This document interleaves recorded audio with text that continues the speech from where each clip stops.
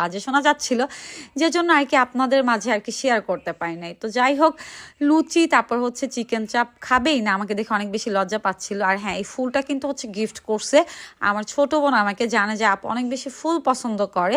আর ও একটু সিক ছিল, এই জন্য ওকে অনেক বেশি শুকনো লাগতেছে। অনেকে হচ্ছে বলতেছিলেন যে ঝুমুর আপু শুকায় গেছে, একদমই না, ও একটু সিক, এই জন্য অসুস্থতার জন্য হচ্ছে সিক দেখা যাচ্ছে। তো যাই হোক, সবাই কিন্তু দোয়া করবেন আমার বোন আর বোন জামাইয়ের জন্য, ওরা যেন অনেক বেশি ভালো থাকে।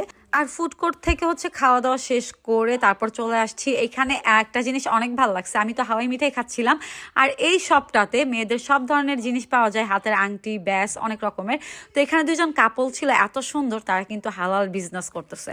আর হাওয়াই মিঠা খেতে খেতে এদিক দিয়ে দেখা হয়ে গেল অনেকগুলো কিউট কিউট বাচ্চা আর কিছু আপু আর ভাইয়াদের সাথে। তাদের সাথে অনেকক্ষণ কথা হইলো, আর এত বাচ্চারা ছিল, মন ভালো হয়ে গেছে। আর হচ্ছে পিকচার তুললাম।